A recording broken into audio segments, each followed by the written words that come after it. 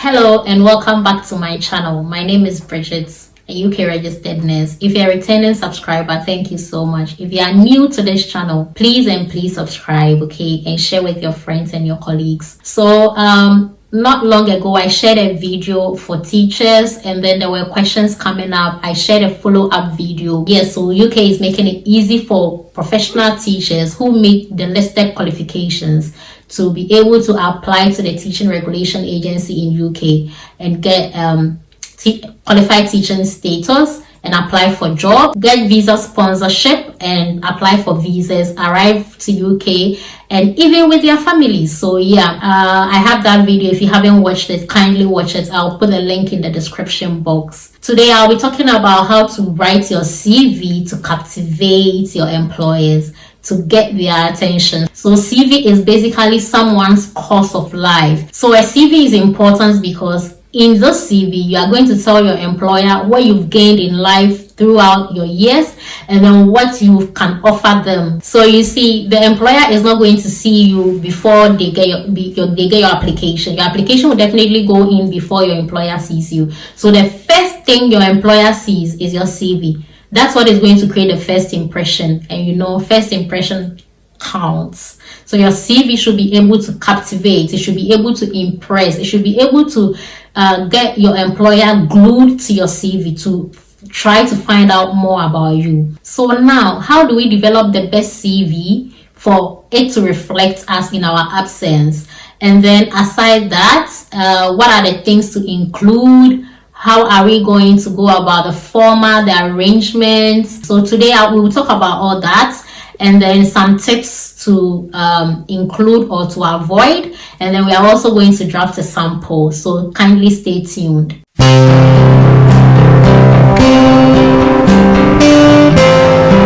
And also today I will be featuring the top countries on my YouTube channel. If I say top countries, I mean the countries that watch my videos more.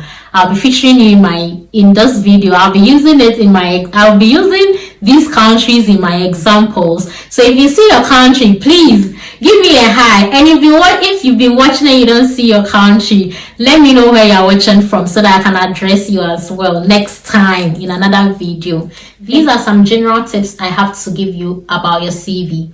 Please, your CV should not be more than 2 pages.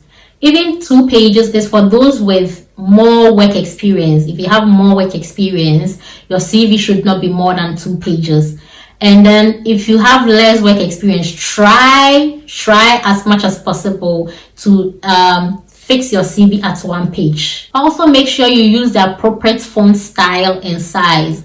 So I will recommend Times New Roman as your font style, and then your size should not be more than 12. Even though I'm saying it should not be more than 12, at least you should adjust it in a way that it should be easy to read, okay? So it shouldn't be too small, but it shouldn't be more than 12. Also check your spellings, your grammar and spelling. Please, when you are done with your CV, take the pain to read through it. If possible, let a colleague close to you also read. Sometimes when you write things yourself, you wouldn't identify your mistakes. Let someone read it. They can easily identify your mistakes and draw your attention to them. And make sure all your spellings are right. You construct your sentences correctly. This is an English country you want to apply to. You don't want to create the impression that you don't even understand the language in the first place. Don't copy your CV from online. There are several templates. If you type in CV for teachers, bet you there are several templates you can find online. Don't copy your CV online. The reason I am advising you not to copy your CV online is because per each application you make, it is advisable for you to adjust your CV to suit that job. When job adverts are put out, it comes with person specification. I mentioned this in my job application tips video. The things you should possess before they will consider you for the job. So what you have to do is, when you find a job advert, check out the person specification, check out the skills they are looking out for you to have, and try to adjust your skills. So even though I'm going to give you a template today, don't streamline your CV to just one type. Make sure you always adjust your CV to suit the job you're applying for. And also the last tip I'll give you now is that you should always save your CV with your name. Don't just put CV edited or CV final, CV completed. No, always put your name on your CV. It helps the employers to identify you easily. So you can write Bridget Aram CV. It's okay. Now let's talk about the things to include in your CV. Your CV must at all times have personal details. You should also have a personal statement or a personal profile, professional profile, however you call it. You should have your work experience in there. You should have educational qualification, professional qualifications. If you've had trainings, in-service trainings that you think are relevant, but they should be recent, they should be more recent, okay, you include those ones as well. If you have hobbies or extracurricular activities that you think will benefit the job role, you can also include them. But let me tell you this, okay? I will not advise you to write your CV in any specific order. And I'm going to explain to you at the latter part of this video why I think your CV should not be in a particular order. You can arrange it anyhow you want it, but it will also depend on certain things. Now let's talk about the first thing on our CV, personal details. So we are going to mention our name, our job title. Always remember to add your job title, very important. You can highlight your name and your job title. Then you come to your location, your contact, and then your email address. Email address, very relevant. Please, if you are writing your contacts, I mean your phone numbers, remember to use country code, but don't use the +233 +234. So if you put a 00233, it's easy to dial it on phone. I don't know if you get my point. So if your employer wants to reach you by phone, it will be easy for them to reach out to you. Also, if possible, the number you are applying with, make sure you have it on WhatsApp. Some employers might WhatsApp you. I received some of that sort. And your email should be an official email. Don't go and use funny names. If possible, please use your full name for your email addresses, okay? These are some of the things to exclude from your personal details. Age, sex, marital status, ethnicity, they are not relevant. Date of birth. So now let's look at a sample of... So my name is Bridget Aram and the job title is high school teacher. Then we come to location or your address, Ghana, West Africa. And then the contacts 00233-2400-11001. Email is arambridget@gmail.com.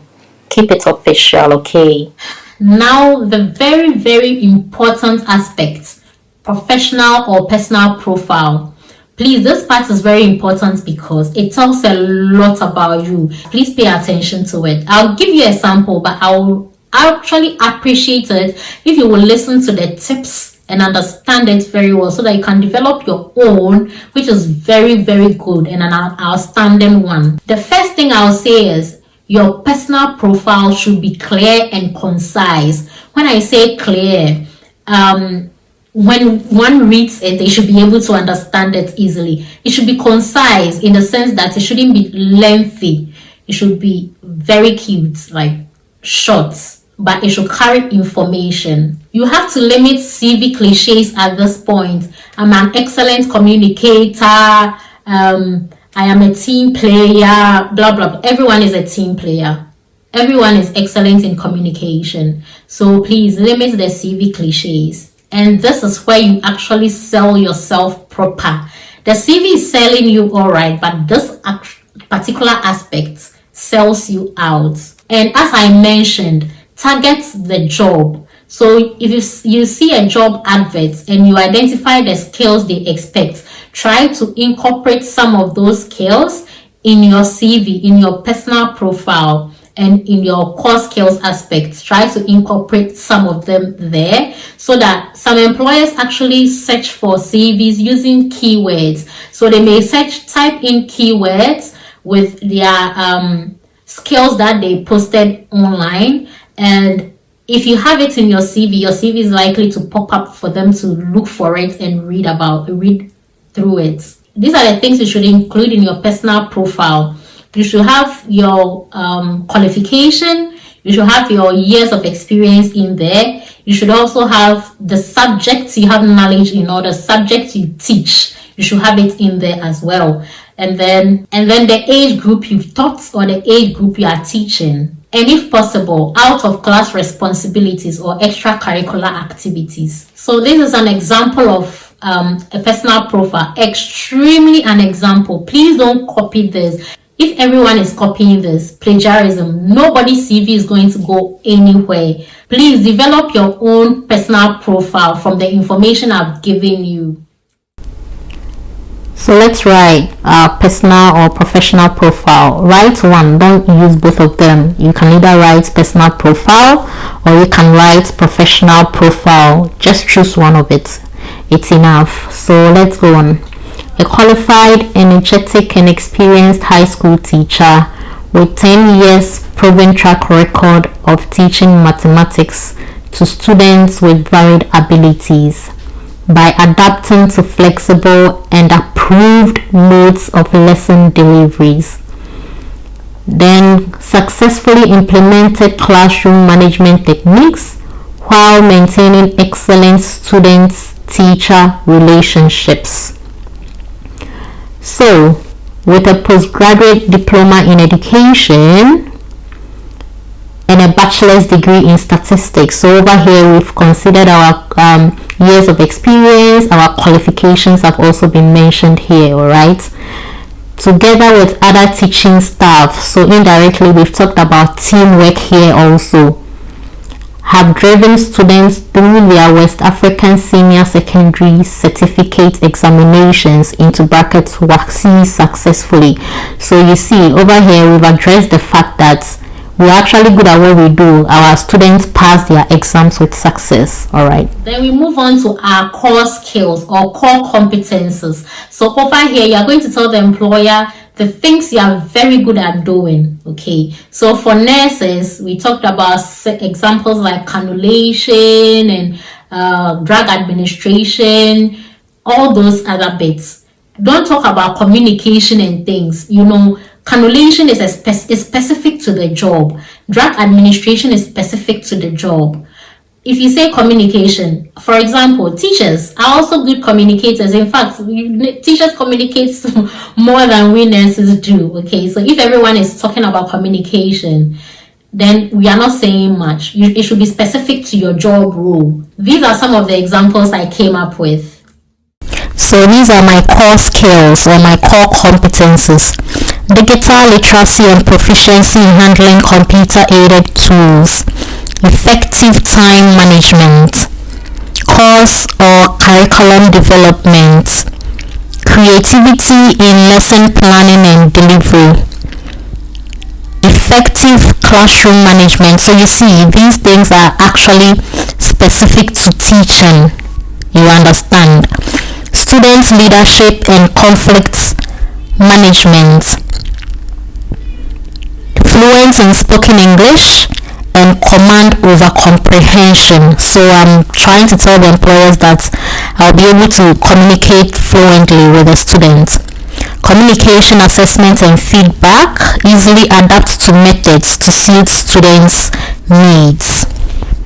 If you've watched this video up to this point and you've still not subscribed or you've not liked this video, please like the video, okay? And when you are done, remember to share. Then we move on to work experience. So at our work experience, we are going to work in a chronological order. I use this English in my job application tips video as well. So if I say chronological order, I mean you are going to work from the very recent job to the older ones. So an advice for those with a lot of work experience and working in different schools, this is an advice for you. As you work downwards, reduce the information you give under each of them. So your first or your current job should have more information than the following ones. So now let's look at how to work around the work experience thing. So let's take a look at the work experience. October 2014 to date, I'm a subject teacher in a school in Kenya, Alliance Girls High School. You can also add total student population. Then let's talk about an outline. So the outline will give a general overview of my responsibility in the school. So I'm a full-time mathematics teacher, that's what I'm saying now, and for 3 separate classes. Okay, so I teach maths in 3 separate classes across year 1 to 4, and a 4 master or class teacher to a year 3 class. Alright, let's move to the key responsibilities. So I'm a classroom. My responsibility is classroom and behavior management, ensuring all students are improving, maintaining a safe and happy learning environment for all students, monitoring students' progress term by term through exercises, examinations, and extracurricular activities. I also lesson plan and deliver or implement these lessons in line with approved standards. Managing or mentoring teaching assistants, I prefer mentoring, and teacher trainings on teaching practice or internship. Working with teaching and non-teaching staff to plan and manage work. And then full responsibility and progress management of year 3 science B class because of my responsibility as a form master or a class teacher. Okay, then the next role is September 2012 to September 2014. That's why I ended here at St. Dominic's RC Basic School in Ghana as a subject teacher. So I was a full-time teacher of mathematics in 2 different classes. These are my responsibilities. Take note of how I write these responsibilities. Okay, so wrote reports and monitored attendance or register taken, planned lessons and promoted mutual respect between myself and students, attended in-service trainings to keep up to date with new and effective standards, liaised with parents to provide child-centered learning needs, and then assisted with printing and ordering documents including question papers, volunteered to organize sports and entertainment activities for students. Please make sure you don't have any gaps in your work experience. So if you have gaps, try to address them. You worked for some time, stopped, went to school, and came back to practice. Try to put those years down, even though it will appear in your work, educational qualification. But try to put heading gap in employment, and then under the gap in employment, you put the year from to, and then you put what you did. So you went to study, let's say, master's program, or let's say during the period that you were home, or during the gap in your employment or your education and your employment, you volunteered to do something. Please add it. It's very good. Now we move on to educational qualifications. So you are going to list the schools you've attended and the certificates you gained and the years you acquired them. And then always remember to add a country. So you put these down also in bullet points so that it will be easy to read and in chronological order. Let's take a quick look at an example. So this is it, educational qualification or background. So IELTS or ENIC, I have one of these when I'm applying, right? Just to prove my English proficiency. So the date and the institution that offered it. And then I have a master's in project management from University of Zimbabwe, and I got there September 2019 to September 2020. That was when I was in school. And I have a postgraduate diploma in education from University of Lagos, all the way in Nigeria, and I have the date attached as well.